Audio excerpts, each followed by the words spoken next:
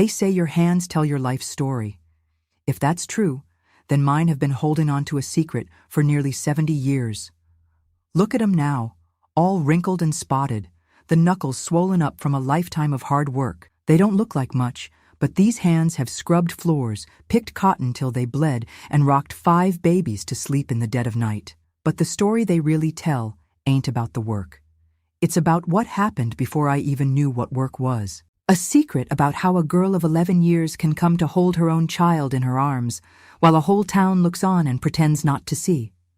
My name is Vernadine Jackson, and for the first time, I'm gonna tell it all. I'm an old woman now, with more winters behind me than I care to count, and a voice that's gotten as quiet as the dust that settles on the furniture in this old house. But my memory is still sharp. It takes me right back to that little town in Louisiana, a place so wrapped up in humidity you could feel the air sitting heavy on your skin. I remember the sound of screen doors slapping shut all up and down our street, and the low hum of cicadas that was the soundtrack to every single summer evening. Mornings smelled like damp earth, and the sweet perfume of the honeysuckle that grew wild over our neighbor's fence. On Sundays, you could hear the gospel choir from the First Baptist Church clear across town, their voices rising up to a sky that was always a hazy, washed-out blue. It was the kind of place where everybody knew your name, your mama's name, and what you had for supper last night. The folks were porch sitters, watching the world go by from behind their glasses of sweet tea. But those same porches, the ones that seemed so friendly, they held the town's silence. Their eyes would follow you, not in a mean way exactly, but in a knowing way. Like you were a chapter in a book they were all reading together, and they were just waiting to see what you'd do on the next page. I've lived a solitary life for a long, long time now. My children are grown and scattered, with lives of their own that don't have much room for their old mother. So it's just me, this house, and the ghosts of my past. Sometimes, when the wind rattles the window panes just right, it sounds like whispers. And I remember a time when our little house wasn't so quiet. It was full of the smell of my mama's cooking and the sound of a man's heavy footsteps on the floorboards. It wasn't some stranger in the shadows that brought the darkness into my life. No, the real darkness was the kind that sat right at your dinner table, the kind that smiled at you and told your mama what a good, special girl you were, the kind everyone trusted. And that trust, that was the most dangerous thing of all. If you've got it in your heart to listen to an old woman's truth, a story that's been buried for a lifetime, well, maybe you could show it. A little like on this video, or a share, lets folks know these stories matter. And subscribe, if you will, 'cause what I've kept hidden for so long is something the world needs to hear. The man I told you about, the one who sat at our dinner table, his name was Willie. He wasn't blood, not really. My mama called him a cousin of my daddy's, who had passed on when I was too little to form a proper memory of him. So Willie just appeared. He'd been with us since I was a small thing, a shadow that stretched long in our little house. To the town, to my own mother, Willie was a godsend. He could fix a leaky roof, his laughter was loud and filled the empty spaces, and he'd bring Mama little things from town, a ribbon for her hair, a bag of her favorite peppermints. He had this way about him, a slow, easy smile that made folks feel comfortable. He was, in their eyes, a good man filling the shoes of the one who'd left. He called me his little songbird. He'd say it with that big smile, and Mama would just beam, thinking it was the sweetest thing. But a bird in a cage don't feel like singing. It just feels the bars. Before Willie's shadow fell completely over me, I was just a girl like any other in that part of Louisiana. My world was small, but it was mine. It was the feel of cool mud squishing between my toes down by the creek. It was the taste of a wild strawberry, so sweet and warm from the sun, it felt like a miracle in your mouth. My biggest worry was whether I could catch a firefly in a jar before the sun went down all the way. I believed in things then. I believed that if you wished on the first star you saw, your wish would come true. I believed my worn-out doll Susanna could hear all my secrets, and I believed my mama was the strongest person in the world, that she could protect me from anything. A child's faith is a powerful thing. It's also as fragile as a butterfly's wing. I remember when my body first started to change, that first flush of blood that marks you as a woman. I was scared. I thought I was sick, maybe dying. I ran to my mama crying, holding the stained cloth out to her. She didn't hold me. She didn't explain what was happening. She just looked at me with a fear I'd never seen in her eyes before, made the sign of the cross over her heart, and handed me a bundle of old rags. "You're a woman now," she whispered, like it was a curse. "You be careful." But she never told me what I was supposed to be careful of. The lessons a mother is supposed to give a daughter, they just weren't there. It was like a chapter was ripped out of my life's book before I even had a chance to read it. That was when Willie started looking at me different. His eyes would linger a little too long. His hand would rest on my shoulder for a moment more than it should. It started with small things. He took to combine my hair every night before bed. It was long and thick back then, and he had this old tortoiseshell comb. My mama would sit in her rocking chair, listening to the radio, and she'd watch him do it. She'd smile and say, "Look at Willie, Vernadine. He dotes on you like you were his own flesh and blood." She saw kindness. She saw a man stepping up. But what I felt wasn't kindness. It was ownership. With every slow drag of that comb through my hair, from the roots to the ends, he was teaching me something without saying a word. He was teaching me that I belonged to him. The comb felt heavy in his hand, like a promise of the weight that was to come. That ritual, right there in the open, was the start of my silence. How do you tell your mama that the hand she sees as gentle feels like a cage being built around you? The nights got longer after that. The house, which used to feel safe, started to feel like it was shrinking. My little bed wasn't a haven anymore.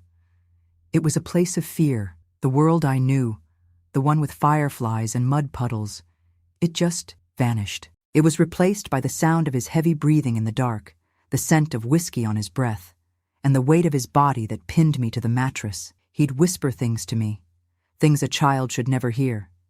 He'd call it our special secret, and tell me I was a grown-up girl now, that I understood things other girls didn't. And I was so young, so terrified. A part of me almost believed him, 'cause if I didn't, if I admitted what was truly happening, my whole world would have shattered into pieces too small to ever put back together. The silence he demanded of me was the most brutal part. It was a poison that I had to swallow every single day, and it made me feel like I was disappearing, bit by bit. The girl who loved strawberries and wished on stars was gone. In her place was a ghost, walking through her own life, holding a secret so heavy it felt like it was crushing my bones from the inside out. And then one morning, the sickness wasn't just in my soul anymore. It was in my belly. My childhood wasn't just stolen. It was being replaced by something I had no name for, a life growing inside my little girl body. And as I looked at my own reflection in the murky glass of the window, seeing my face all pale and my eyes wide with a terror no child should ever know, I knew. I knew the secret I was forced to keep was about to become a truth the whole world could see. And that was when everything started to fall apart. In the midst of all that darkness, there was a little flicker of light. It wasn't much, and it didn't last long. But for a while, it was enough to keep me from being completely swallowed up. His name was Samuel. He was the son of a sharecropper who lived a few miles down the road, and he was in my grade at the schoolhouse. Samuel wasn't like the other boys, who were all loud and rough, always trying to prove something. He was quiet, like me. He had kind eyes, the color of pecans, and a way of looking at you that made you feel like he was actually seeing you, not just looking past you. We never spoke much. In a town like ours, a boy and a girl didn't just talk for no reason.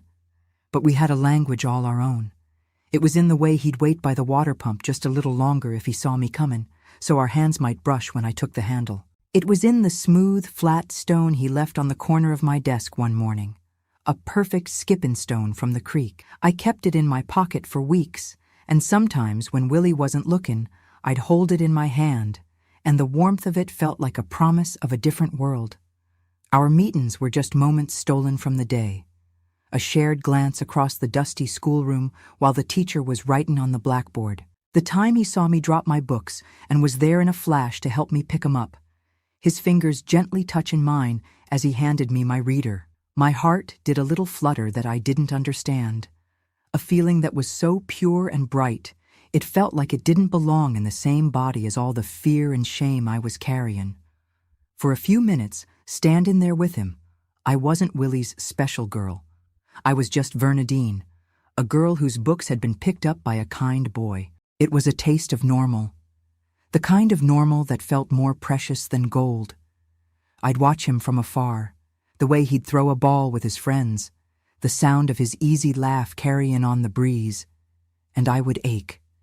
It was a deep, hollow ache for the life that was supposed to be mine, the one where I could laugh like that too. The one where a boy's kind glance was just a beginning and not a painful reminder of everything I was about to lose. As my belly started to show the first hint of a swell, a change I tried to hide beneath looser dresses, the sight of Samuel became both a comfort and a torment. Every time I saw him, it was like looking at a door to a life I could never have. He represented sunlight and open fields, while my world was shrinking to the four walls of my room and the suffocating silence of our house. The whispers at school had started by then. The other girls would fall quiet when I walked by, their eyes flicking down to my stomach and then back up to my face with a look that was a mix of pity and scorn. I started walking with my head down, my books clutched to my chest like a shield. I could feel Samuel's eyes on me sometimes, but now his gaze was filled with a gentle confusion, a question he didn't know how to ask, and I couldn't bear to look at him, 'cause I was afraid he'd see the truth in my eyes. I was afraid he'd see the dirtiness I felt, the secret that was living and growing inside of me. One afternoon, as I was leaving the schoolhouse, dragging my feet, he was waiting by the big oak tree at the edge of the schoolyard. My first instinct was to turn and run, but my feet felt like they were stuck in the mud. He walked over to me, holding something in his hand. It was a mockingbird feather, one of the pretty gray and white ones. He held it out to me, and he didn't say a word. He just looked at me with those pecan-colored eyes, and for a second, the whole world fell away. There was no Willie, no secret, no shame. There was just this boy, offering me a small, beautiful piece of the world. I reached out and took it, my trembling fingers brushing against his. "Thank you," I whispered. And it was the first time in months I felt like my own voice belonged to me. But we weren't alone. I didn't see him at first, but Willie was there, standing by his truck across the road, watching us. He'd come to pick me up, something he'd started doing lately. His face was like a thundercloud. He didn't say nothing as I got in the truck, but the silence was worse than any yelling.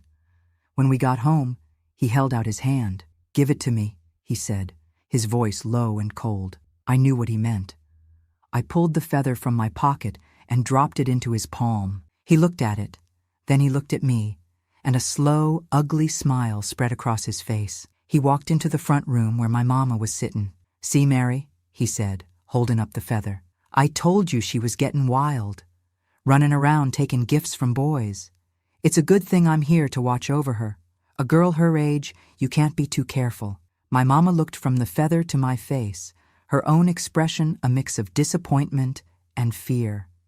She believed him. She believed the simple, innocent gift from a kind boy was proof that I was the one who was wrong. And in that moment, looking at the triumph in Willie's eyes and the confusion on my mama's face, I understood. The little string of hope that Samuel had offered me wasn't a lifeline. It was a tripwire, and Willie had just used it to pull me down even further into the dark. After the business with the feather, the air in our little house got thick and heavy, like right before a bad storm. Willie's kindness, which had always been a thin veil over something ugly, was ripped away. Now, his eyes followed me everywhere with a hard, possessive glint. The nightly ritual with the comb changed. It wasn't slow and teaching anymore. It was rough, hurried. He'd pull the tangles out with a sharpness that made my eyes water, and his grip on my shoulder felt like a brand. It was a reminder, every single night, of who was in charge. My mama, she just seemed to fade further into the floral wallpaper. She stopped looking me in the eye altogether. She'd talk at me, not to me, asking if I wanted potatoes for supper or if I'd finished my chores, her gaze fixed on a point just over my shoulder. We were 3 people living in a house of ghosts, the biggest one being the truth that was sitting right there at the table with us, getting bigger every day. The front porch used to be my favorite place. I'd sit there on the steps and watch the world, but now it was a stage for my shame. Willie would make me sit out there with him in the evenings. He'd pull up a chair right next to me, sometimes draping his arm over the back of mine.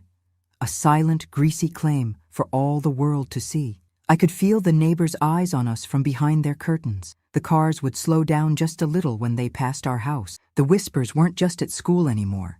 They were in the very air of the town. I felt like one of those insects trapped in a jar, with everyone peering in, tapping on the glass. I'd try to shrink myself down, to become invisible, but the bigger my belly got, the more visible I became. My body was betraying me, telling my secret for me, and there was nothing I could do to stop it. Trips into town became a special kind of torture. I remember one Saturday we had to go to the general store. The bell above the door jingled when we walked in, and it was like an announcement. Everyone turned to look. The women gathered by the fabric bolts stopped talking and just stared, their faces a mixture of pity and disgust. Mrs. Gable, the preacher's wife, gave my mama a sad, tight-lipped smile that didn't reach her eyes. It was a smile that said, "I'm praying for you." But what it felt like was, "I'm judging you." My own mama just clutched her purse and hurried down the aisle, her face burning. But Willie seemed to enjoy it. He'd puff out his chest and nod at folks, almost like he was proud. He was daring them to say something. He was using my shame as his shield, his armor. And I walked behind him, clutching my books to my chest, feeling so small and so monstrous all at the same time. I learned to read the floorboards real well on those trips. The patterns in the wood, the scuff marks, the dirt in the cracks. I could have drawn you a map of the floor of that store. Anything to keep from looking up and seeing those eyes. My world was a battlefield inside my own head.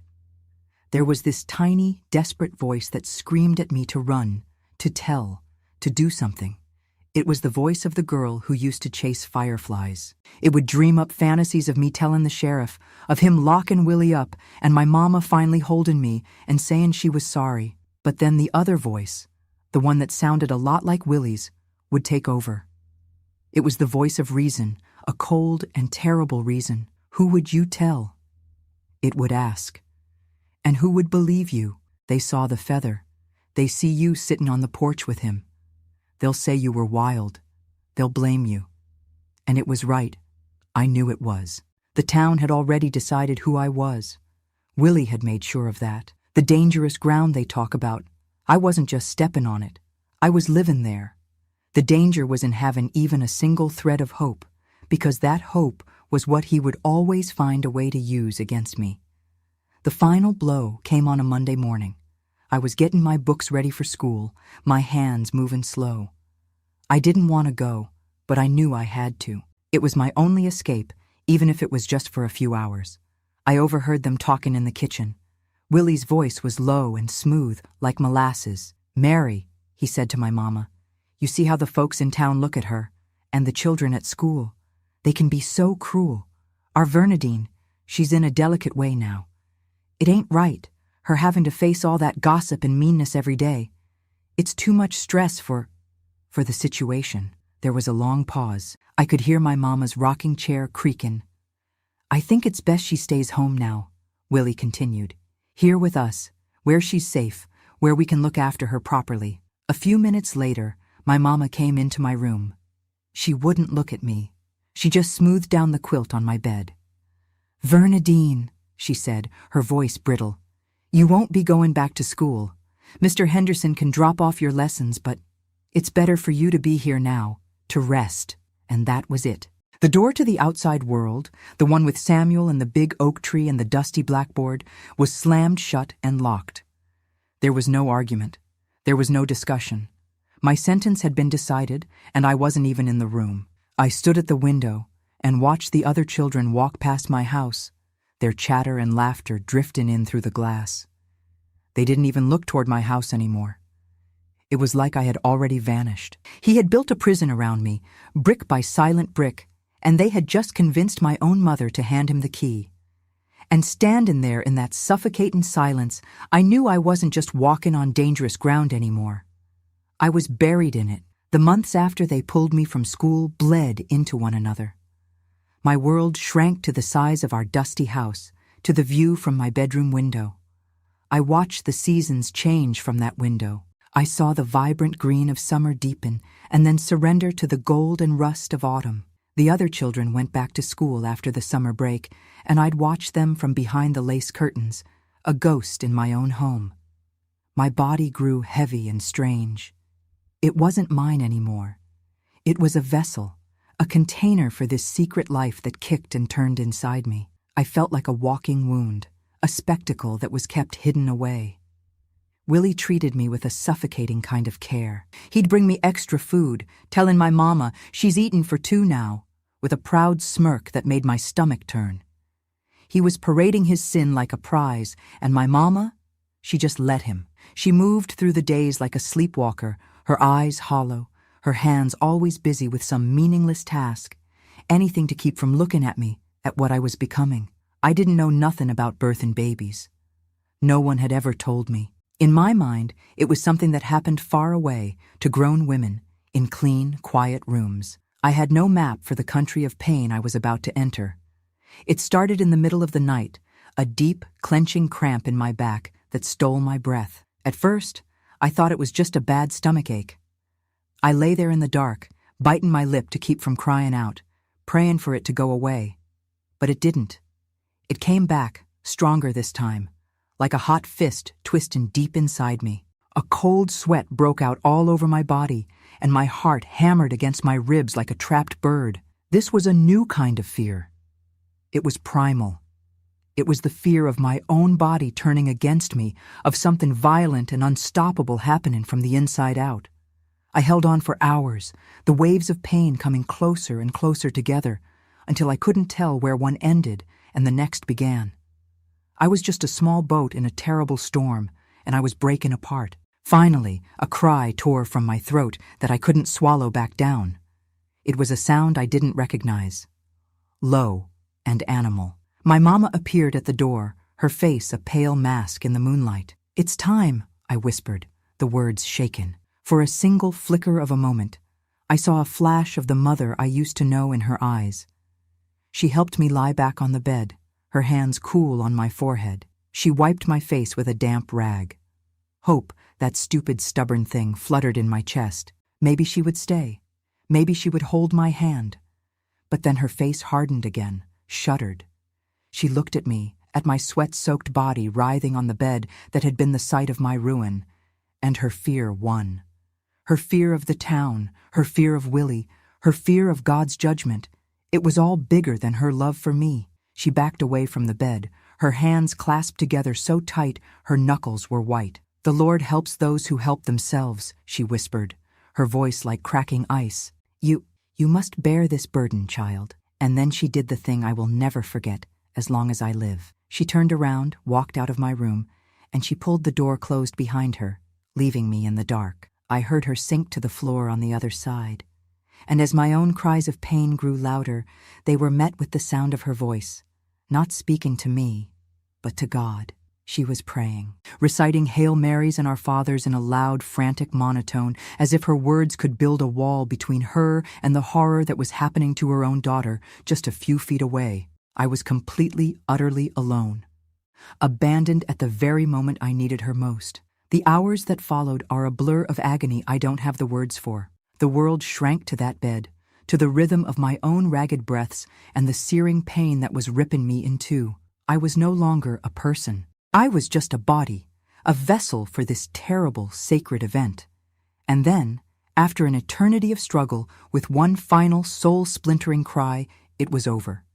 The silence that followed was deafening, broken only by my own ragged gasps, and then another sound. A thin, wavering cry. A baby's cry. In the dim light, I saw him, small and wrinkled and red, and impossibly, terrifyingly real. The door creaked open. It was Willie. He walked in and looked down, not at me, but at the child lying on the bed. There was no anger on his face, no fear, just a calm, chilling look of assessment, of ownership. He reached down and picked the baby up, holding him up to the light. "A boy," he said, and the word hung in the air, heavy and final. A smile touched his lips. It was the smile of a farmer looking at a prize pig. "That's good. That's a strong one." This part of my story is the hardest to tell. It's a part of my soul I've kept locked away. If you're still listening, if you believe stories like mine need to be heard, I ask you to subscribe. Don't let my voice fade away into silence again. My mama finally came in after him, her face stained with tears, but her eyes hard as stones. She wouldn't look at me. She just started cleaning up, moving with a grim purpose. They placed the baby in my arms. I looked down at the tiny, wrinkled face, a baby who was my son, born of my pain, and who was also the son of my nightmare. The physical pain was fading, replaced by a cold, terrifying clarity. My childhood was not just over, it had been murdered. My life as a ghost had ended, and my life as a mother, in that silent, cursed room, had just begun. And I had no idea what in God's name I was supposed to do now. The first few days with the baby were a hazy, silent nightmare. The house, which had been quiet before, was now filled with a new kind of stillness, a heavy, waiting silence broken only by the sharp, demanding cries of my son. My son. The words felt foreign in my mind. I was a child myself, my body still aching and bruised from an ordeal I couldn't comprehend. And now I was a mother. I learned to care for him in that silence, with no one to guide me. I learned the heft of his small body in my arms, the way his tiny starfish hands would grip my finger. I learned the rhythm of his hunger and the sound of his breathing as he slept. It was a clumsy dance of instinct and terror. My mama would move about the house like a resentful ghost, washing the soiled diapers with a grim set to her jaw, never offering a word of comfort or advice. She was there, but she wasn't. It was as if by refusing to acknowledge the joy or tenderness of a new baby, she could somehow deny his very existence, deny how he came to be. My heart was a battlefield. It was torn between the deep, biting shame that Willie and the town had branded onto my soul, and a new, fiercely protective feeling that rose up in me whenever I looked at that tiny, innocent face. He hadn't asked for any of this. He was born of ugliness, but he himself was pure. He was a perfect, tiny person who depended on me for everything. And in the dead of night, when it was just me and him, the house quiet and dark, I'd hold him close, and a strange, fierce love would well up inside me. It was a dangerous love, because it was a love for the living proof of my ruin. But it was also the first thing in a long time that felt truly mine. I'd whisper a name to him in the dark, a soft, secret name I'd chosen just for us. A name that had nothing to do with that house or the people in it. It was our own little secret. Willie, on the other hand, treated the baby like a new possession. He'd come home from whatever work he did and stand over the cradle, looking down with that same unsettling pride. He never helped. He directed. "The boy's crying, Bernadine. See to him. Don't hold him like that, you'll spoil him." His words were constant reminders that, in his eyes, the baby wasn't mine.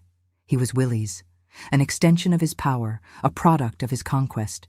He was the warden of our little prison, and now he had a new inmate to lord over. The tension between him and my mother was thick enough to choke on. She would avoid being in the same room with him, her silence a weak and useless protest against the man she had allowed to destroy her daughter.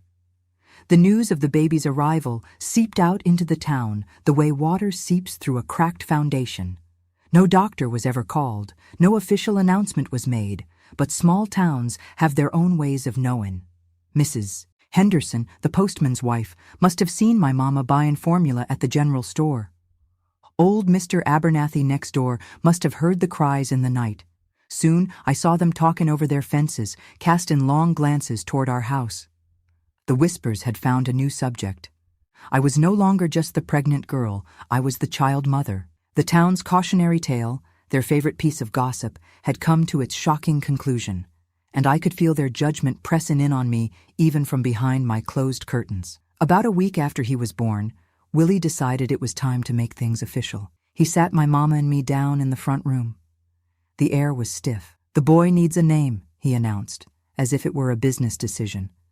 "Can't just call him the baby." My heart clenched. I thought of the secret name I'd been whispering to my son in the dark.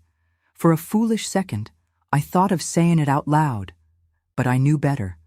I was a player in a play where my lines had all been written for me. Willie leaned back in his chair, a look of smug satisfaction on his face. "I've decided," he said. "His name will be Abel. It's a good, strong name from the Bible." My mama just nodded, her eyes fixed on her lap. "Abel is a fine name," she mumbled. I looked at Willie, at the cruel set of his mouth, and I felt a chill run down my spine. Abel, the second son, the righteous brother, the sacrifice. He wasn't just naming the child. He was giving him a role in his own twisted story, branding him with a meaning that only he understood. He had taken the last thing I had, that secret name, and crushed it without ever knowing it existed. My mama handed me the baby, wrapped in an old, thin blanket. "We're out of flour and lard," she said, her voice flat, avoiding my eyes. "We need things from the store. You're coming with." My blood ran cold. My stomach twisted into a knot. I hadn't stepped foot outside that door in months. Facing the whispers when I was just a shape behind a curtain was one thing. But walking into that town with my son, with Abel, in my arms, and facing their stares head-on, that was another thing entirely. It felt like she was asking me to walk onto a stage and perform my shame for everyone to see. I looked down at the sleeping child in my arms, then toward the front door. I took a deep breath that didn't fill my lungs, my hand trembling as I reached for the doorknob. And I had no idea that the hell I'd been living in was only a prelude to what was waiting for us on the other side. The moment I twisted that doorknob and pulled the door open, the world rushed in and tried to smother me. After months spent in the dim, dusty light of the house, the Louisiana sun was a violent, blinding thing. It made me flinch, and for a second, I wanted to shrink back into the shadows. The air, thick with the smell of cut grass and distant wood smoke, felt too big to breathe. It was like I had forgotten how to be outside. My son, Abel, stirred in my arms, his little face scrunched up against the sudden brightness. My mama was already halfway down the porch steps, her back ramrod straight, moving like she was being chased. She didn't look back to see if I was following. I knew I had no choice but to go. Clutching Abel tight to my chest, my knuckles white, I took the first step down, and it felt like I was stepping off a cliff. The walk to the general store was the longest mile of my life. Every sound was magnified. The crunch of gravel under my worn-out shoes, a dog barking from behind a fence, the drone of a far-off truck. It all seemed to be announcing my presence. Our house was on the edge of town, so we had to walk past rows of other little houses, each with its own porch and its own set of eyes. And every eye was on us. I saw Mrs. Abernathy peek through her curtains as we passed. The Miller boys, who were playing in their yard, stopped their game and just stood there, staring. Porch swings creaked to a halt. Conversations died in mid-sentence. We walked through pockets of sudden, heavy silence. It was a suffocating kind of attention. They weren't looking at me with simple curiosity anymore. It was a hard, knowing stare, a stare that had already tried me and found me guilty. I pulled the blanket up higher around Abel's face, not to protect him from the sun, but to hide him from their judgment, to hide myself. When we finally reached the store, my heart was thumping so hard I thought it would break right out of my ribs. My mama pushed the door open, and the little bell above it rang out, sharp and cheerful. It felt like a lie. The cheerful sound was swallowed by the immediate hush that fell over the store. The half-dozen people inside, shoppers and Mr. Henderson behind the counter, all froze for a second. Then, as if on cue, they all became very busy. Mrs. Thompson suddenly found the sacks of potatoes fascinating. Two men talking by the hardware aisle turned their backs to us, but I could feel their stares on my back, prickling my skin. My mama, her face a tight mask of humiliation, marched toward the back of the store to get her flour, leaving me standing alone by the entrance with Abel in my arms. I felt like a spectacle, a freak in a sideshow, the child mother and her bastard son. I just stood there, my eyes fixed on a crack in the floorboards, praying to become invisible. That's when Mrs. Gable, the preacher's wife, descended upon me. She moved with a cloud of lavender perfume and an air of righteous purpose. I tensed up, expecting a harsh word, a look of disgust. But what she gave me was so much worse. She smiled, a wide, pitying smile. "Oh my," she cooed, peering down at Abel. "Well, look at him. What a precious little thing." She reached out a finger and stroked his cheek. Abel squirmed. "The Lord truly does work in mysterious ways, bringing such a sweet blossom from such tangled roots." Her eyes met mine, and they were filled with a terrifying, sweet kindness. My mama had returned by then, her arms full, and Mrs. Gable turned her attention to her. "Mary, dear," she said, her voice loud enough for the entire store to hear, "I want you to know the ladies' prayer circle has been lifting you all up. We know this must be a heavy, heavy cross for your family to bear." Then she turned back to me, laying a heavy hand on my shoulder. Her touch felt like it was pinning me to the floor. "And you, child," she said, her voice dropping into a tone of grave public sympathy. "The road to redemption is long, but the Lord is merciful. You must show true repentance for your sin. You must dedicate this child's life to God's service, to wash away the stain of his conception." Every word was a hammer blow. She was performing her Christian charity for the whole store, for the whole town. She wasn't offering comfort, she was delivering a verdict. In her kindness, she was branding me, publicly, as a sinner. She was branding my son as a stain that needed to be washed away. She wasn't an ally. She was the town's moral executioner, and she was wrapping my condemnation in a prayer. The walk home was a blur. My mama didn't say a word, but her shame was a physical thing, a cold radiation coming off her. The weight of Abel in my arms felt different now, heavier, stained, just as she'd said. When we got back inside the house, I went straight to my room and sat on my bed, holding my son so tight he started to fuss. Repentance. The word echoed in my head. How could I repent for something that was done to me? How could my baby, my perfect, innocent baby, be a sin? I felt a wave of despair so strong it almost drowned me. But underneath it, a tiny, hot spark of anger began to glow. Later that evening, my mama told Willie what had happened at the store. Her voice was shaking with a mixture of rage and humiliation. I listened from my room, expecting Willie to fly into a rage, to curse the preacher's wife. But he didn't. When my mama finished, there was a long silence. I risked a peek out my door and saw his face. He wasn't mad. He was pleased. A slow smile was spreading across his lips. He looked over and saw me in the doorway, saw me holding Abel, and his eyes had a look of dark triumph. And in that moment, I understood. Mrs. Gable, the preacher, the whole judge in town, they weren't his enemies. They were his tools. They were doing his work for him. They were building the walls of my prison higher and higher, brick by righteous brick, and they were even thanking God for the privilege of doing it. The days following our trip to the store settled into a new, grim routine. Willie's power in our little house was now absolute, cemented by the town's judgment. He used their piety as his shield. "Don't want Vernadine going out," he'd say to my mama, his voice full of false concern. "Not with the way people talk. Best she and the boy stay here where they're safe from wagging tongues." And my mama, shamed and beaten down, would just nod. So my world, which had already shrunk to the house, now shrank even further. I was confined mostly to my room and the kitchen, a prisoner in a home that was supposed to be my sanctuary. Abel was my only comfort, my only piece of light in a world that was closing in on me. His gurgles and coos were the only music in a house thick with a hateful silence. But something in me had changed after that day in the store. That public humiliation, that kindness from the preacher's wife, it was meant to crush me, to make me accept my role as the fallen woman. And for a while, it did. But deep down, underneath the shame and the fear, that little spark of anger I'd felt had not gone out. In fact, it had found a place to smolder. I stopped just enduring my days. I started to watch.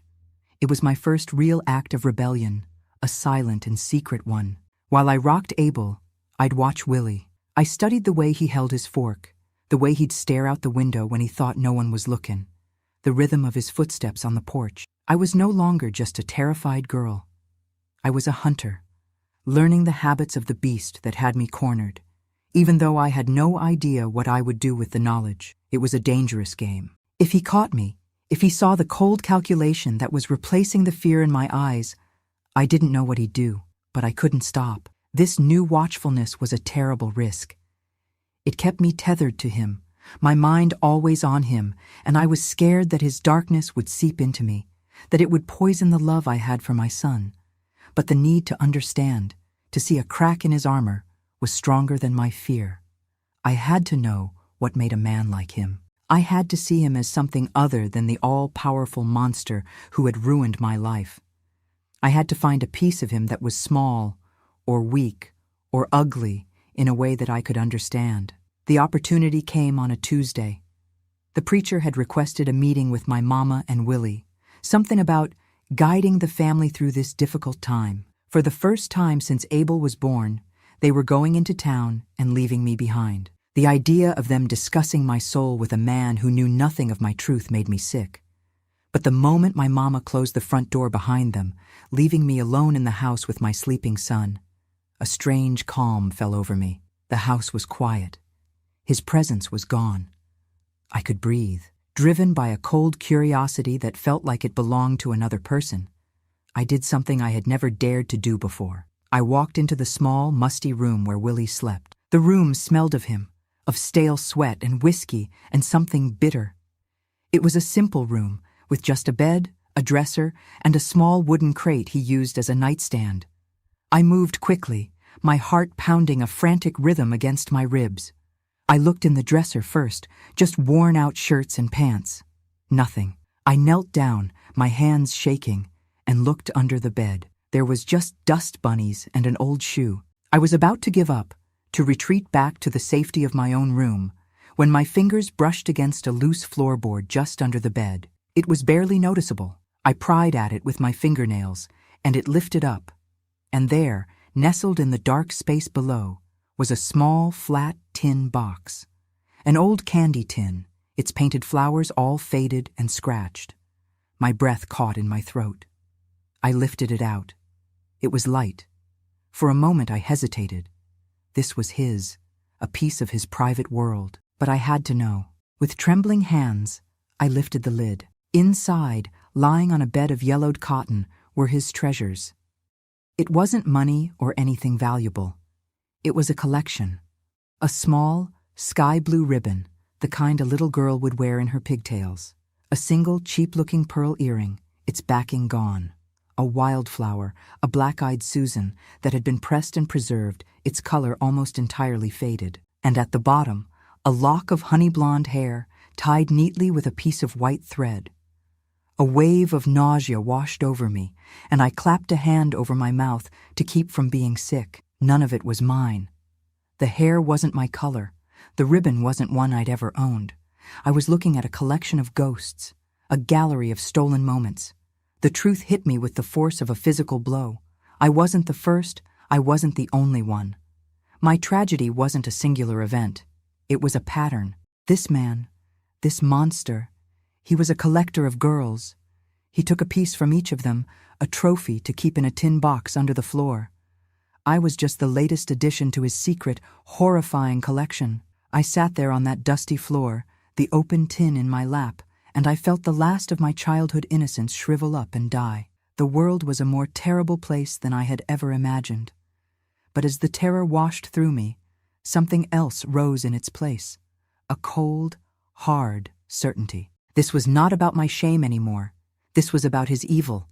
This knowledge was a terrible, dangerous burden, but it was also a weapon.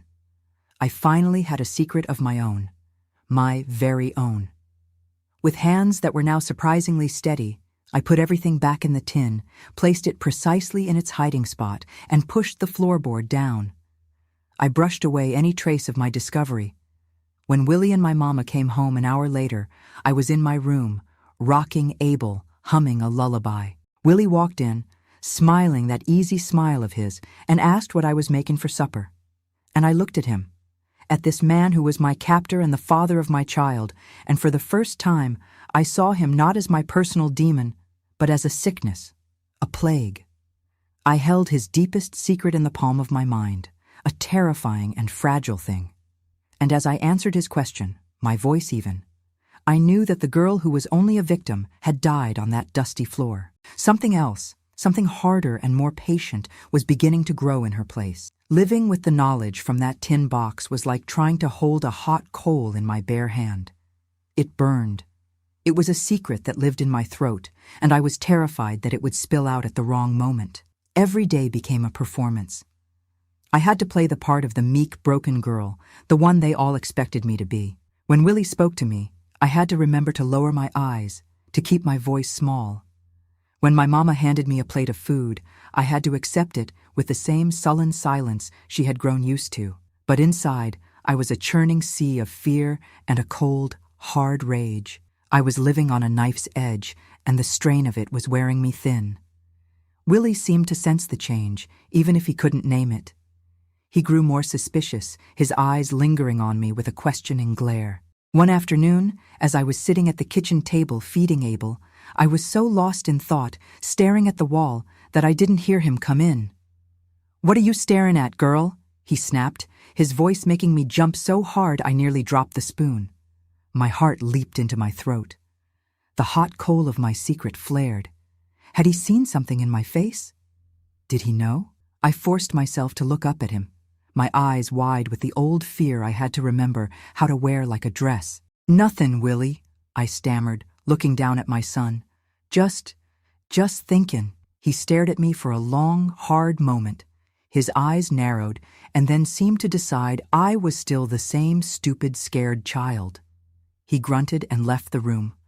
I let out a breath I didn't realize I'd been holding, my hands shaking. The performance was exhausting, and I knew a single mistake could cost me everything. With my new eyes, I started to watch my mother too. Before, I had only seen her through the lens of my own pain and her betrayal.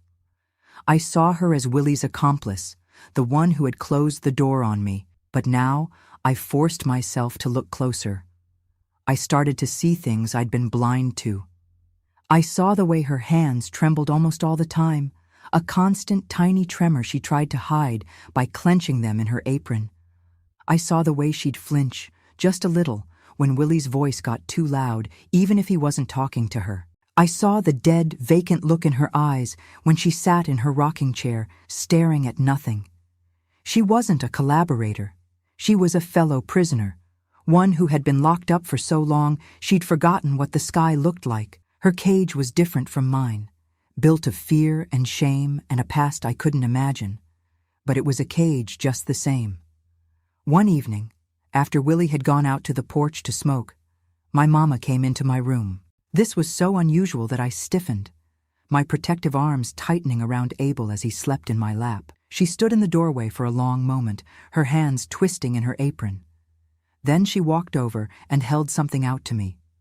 In her palm was a small, tarnished silver brooch in the shape of a songbird, its tiny eye a speck of dark glass. It was old and worn, but I could see it had once been beautiful. "This was your grandmother's," she said, her voice raspy, barely a whisper. "She gave it to me, a long time ago, when I was having a hard time of my own." She pushed it into my hand, her fingers cold and trembling against mine. She told me it was to remind me that even the smallest things can have wings if they're brave enough to use them. She left as quickly as she came, leaving me staring at the little bird in my palm. The old me, the girl from before, would have wept with gratitude. She would have seen this as an apology, a sign of love. But the girl I was now, the girl who knew about the tin box and the patterns of men like Willie, I saw something else. I looked at the little silver bird, and then I thought of my mother's haunted eyes. The hard time she'd mentioned. It wasn't just a bad season. I knew, with a certainty that settled deep in my bones, that she had been trapped before. Maybe not by Willie, but by a man like him, or a father like him. Her silence, her fear, her terrible paralysis, it wasn't a choice she made every day. It was a lesson that had been beaten into her a long, long time ago. The brooch wasn't an apology. It was a confession. It was a warning. And it was the first time I truly saw her not as my jailer, but as a prisoner crying out from the cell next to mine. A week later, the tension in the house reached a breaking point. Abel got sick. It started with a cough, a dry little hack that soon turned wet and rattly. Then the fever came. His small body burned with a heat that terrified me. He wailed, a thin, miserable cry that tore at my heart. I tried everything I knew, cool rags on his head, spoonfuls of water, but the fever kept climbing.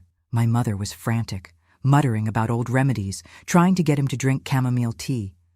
Panic was a thick, sour taste in my mouth. "He needs a doctor," I said, my voice coming out stronger than I expected.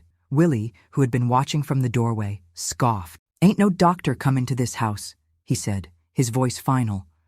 "Bringin' a doctor is like sending an invitation to the whole town.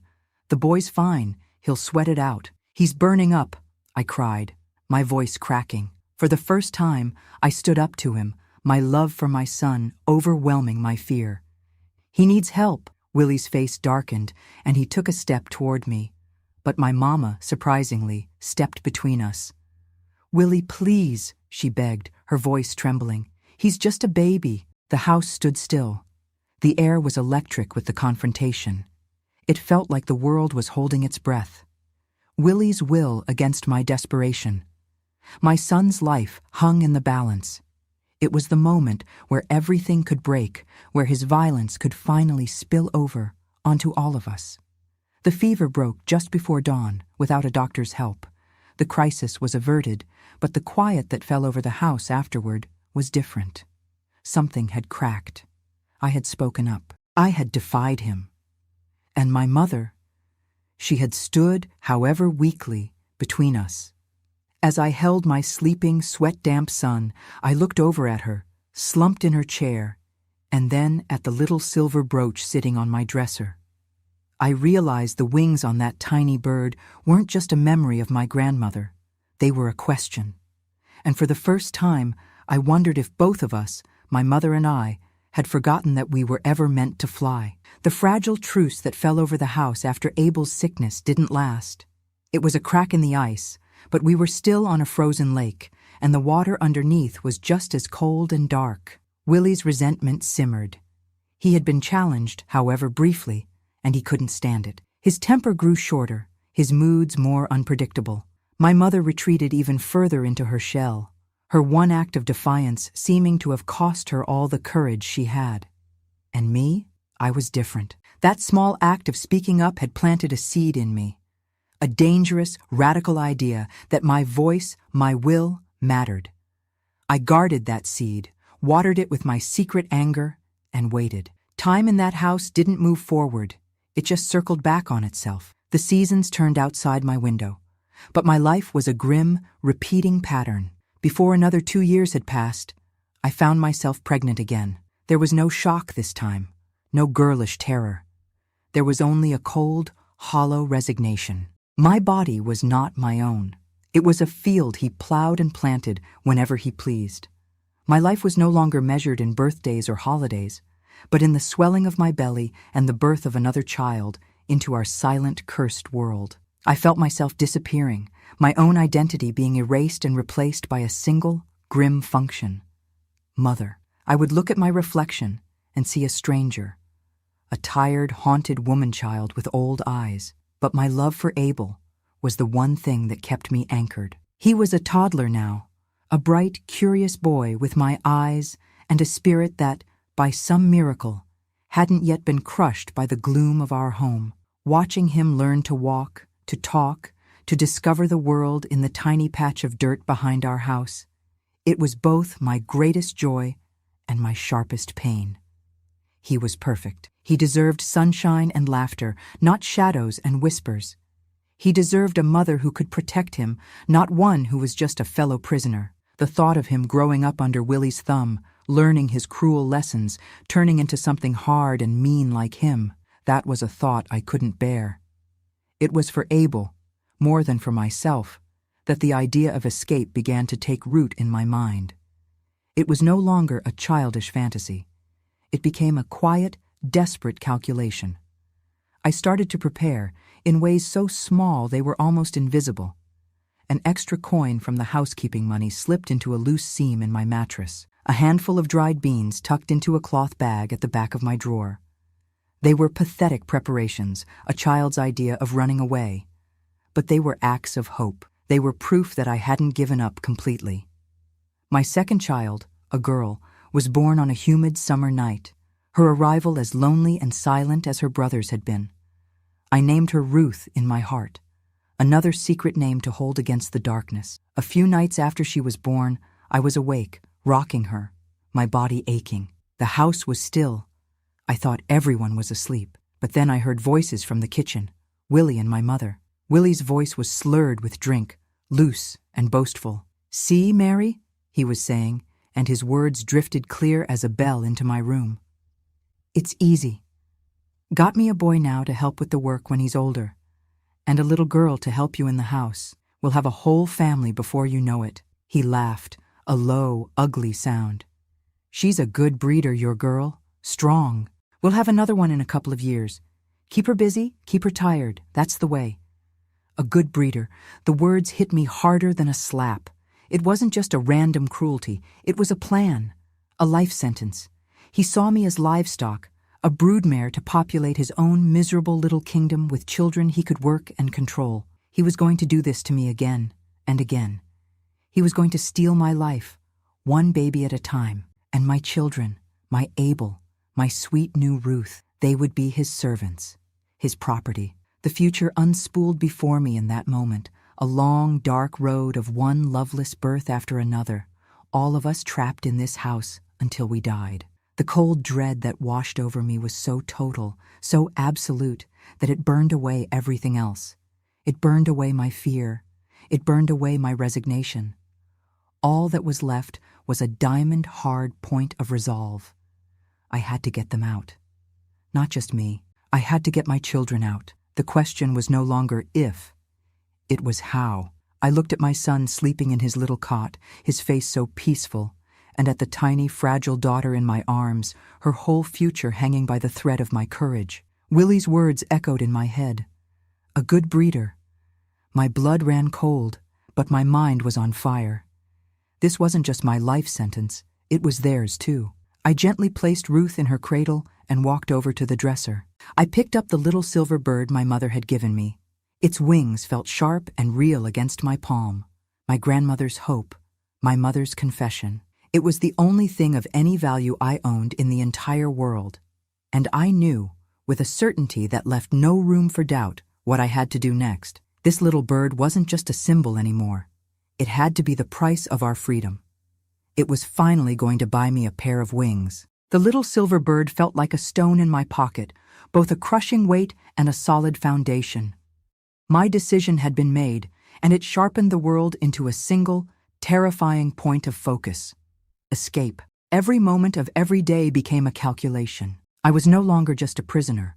I was a strategist, planning the most important campaign of my life from within the enemy's camp. I watched Willie's routines, learning the days he was most likely to be gone for hours. I listened to the bus schedules announced on the radio, memorizing the times. I saved every crumb of food I could, stashing dried biscuits and an apple in a cloth diaper at the bottom of a sack. It was a pathetic arsenal for the war I was about to wage, but it was all I had. The hardest part was the lie. I had to create a reason to go to another town, a place big enough to have a pawn shop where no one would know my face or my story. The opportunity came when Ruth developed a persistent rash. "It's not getting any better with your remedies," I said to my mother, my voice carefully pitched to sound worried, not defiant. "I heard Mrs. Henderson say the pharmacy over in Korenkro has a special kind of salve. I ought to take the bus, for the baby's sake." My mother looked at me, her eyes full of a familiar, weary anxiety. To my surprise, after a long moment, she just nodded and turned away, as if the fight had gone out of her. Maybe she was too tired to argue, or maybe, deep down, she knew something had to give. She didn't offer to help, but she didn't try to stop me. And Willie thankfully was gone for the day, working on some farm miles away. It was my only chance. With my heart hammering against my ribs so hard it felt like it was trying to escape on its own, I dressed Abel, wrapped up Ruth, grabbed my meager sack of supplies, and walked out of that house. I didn't look back. The walk to the bus stop, the ride itself, it was all a blur of sheer terror. Every person who glanced at me and my two small children felt like an accuser. I was a young woman, barely out of my teens, with a toddler and a baby, my eyes wide with a fear I was sure was written all over my face. I was a lit match in a world made of dry tinder, terrified that any attention would make me burst into flame. In Carencro, I found a pawn shop on a dusty side street. The bell above the door gave a sad, tinny jingle. An old man with glasses perched on the end of his nose looked up, his expression bored. With trembling hands, I took out the brooch. I want to sell this," I whispered. He took it, held it under a lamp, and grunted. "It's silver, but not worth much," he said, his voice gravelly. He named a price. It was a pitiful amount, barely enough for a few nights in a rooming house, let alone a new life. My heart sank, but I nodded. I couldn't bargain. I just needed to be gone. He counted the few crumpled bills into my hand. It was the first money I had ever earned, the first money that was truly mine. It felt like a fortune, and nothing all at once. I clutched the money in my fist and hurried out of the shop, my mind racing. It wasn't enough, but it was a start. I turned the corner, heading for the bus station to buy a ticket to somewhere, anywhere, far away. And I ran right into him. It was Willie. My blood turned to ice. My breath hitched in my chest. He wasn't supposed to be here. He must have come home early, found us gone, and known. His face was not angry. It was worse. It was a mask of cold, quiet fury that was more terrifying than any yelling. He didn't say a word. He just grabbed my arm, his fingers digging into my flesh like talons. The sack fell from my other hand, the biscuits and apples scattering on the dusty sidewalk. Abel started to cry. "Where do you think you're going?" he finally hissed, his voice low and menacing. I tried to pull away, but it was useless. He was too strong. He started dragging me back the way I came, toward his old beat-up truck I now saw parked down the street. People on the sidewalk stopped and stared. They saw a man and his unruly wife, a family squabble. No one moved to help. No one met my desperate, pleading eyes. It was over. My plan, my hope, my pitiful handful of dollars, all gone. He was going to take us back to that house, and the punishment for this defiance, would be worse than anything I had ever imagined. This was the end. I had lost. As he was shoving me toward the truck, my son wailing, my daughter clutched in my arm, a town sheriff's car pulled up to the curb. My heart stopped, but it didn't stop for us. It parked directly in front of the pawn shop I had just left. An officer got out, adjusted his belt, and walked inside. Willie froze. His grip on my arm loosened for a second. I saw a flash of something new on his face, something I'd never seen before. Raw, animal fear. It wasn't about me. It was about the police car.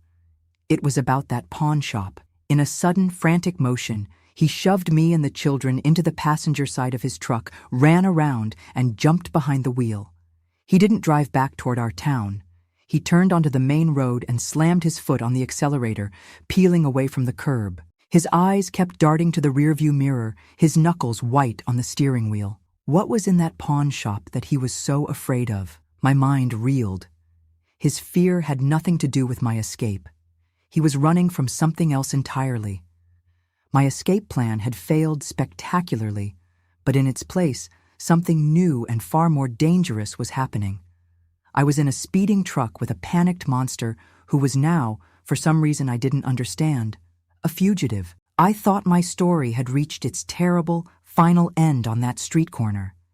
But as the town of Carencro disappeared behind us in a cloud of dust, I had the sickening realization that the climax wasn't over.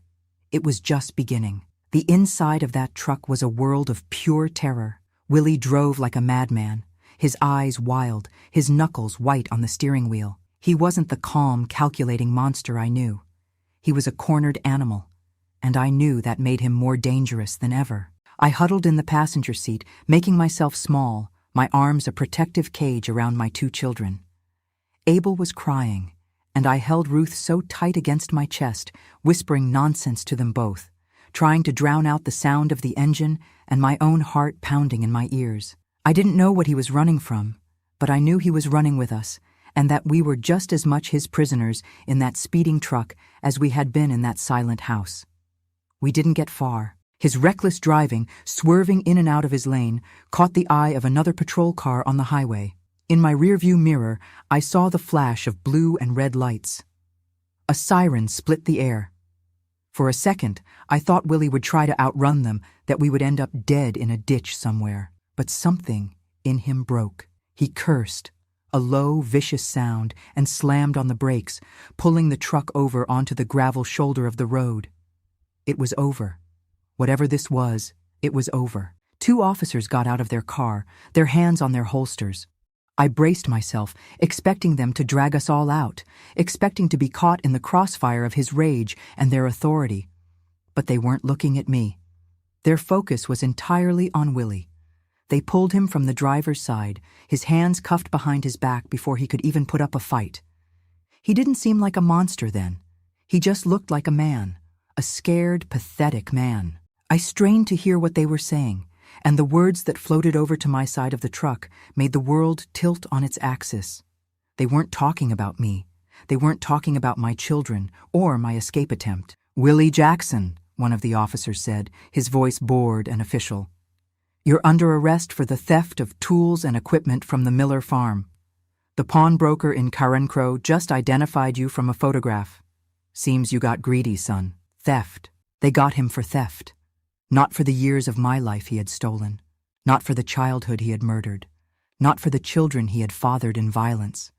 Not for the collection of girls' ribbons and hair he kept in a tin box under the floor. For stealing a set of tools. The irony was so immense, so staggering, it was almost funny. The great, terrible secret that had defined my entire existence, the crime so monstrous no one would even dare to speak its name, meant nothing to the world. In the end, he was brought down by his own common greed. The great demon of my life was just a petty thief. And as they pushed him into the back of their car, his reign of terror ended, not with a bang, but with the quiet, indifferent click of a car door. After he was gone, a female officer with kind, tired eyes came over to me. She was the first person in authority who had ever looked at me and not seen a problem. She saw a person. "Are you and your children all right, ma'am?" she asked. The word ma'am sounded so strange. She saw a woman, not a girl. In that moment, I told her a piece of the truth. Not all of it. I didn't have the words for all of it then. But enough. I told her he was not a good man, that I was afraid, and that me and my children had nowhere to go. And that was enough. They didn't take me back to that house. They took us to a shelter in another county, a clean, safe place run by women who asked for nothing but my name. I never saw my mother again. I heard years later that she stayed in that house, a ghost among the memories, and withered away. I could never find it in my heart to forgive her completely.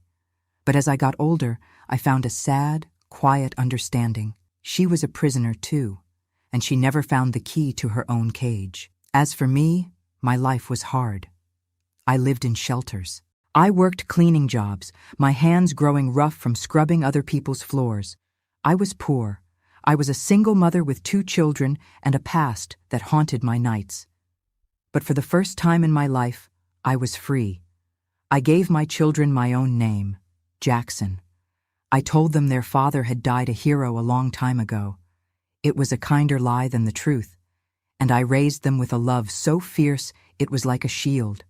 We didn't have much, but we had each other, and we were safe. My name is Vernadine Jackson, and I had my first son when I was a child.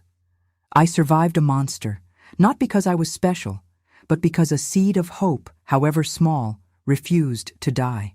This is how I learned that courage isn't about being fearless. It's about taking the next step, even when your legs are trembling. It's about knowing that your life is your own, even when the world tries to tell you it isn't.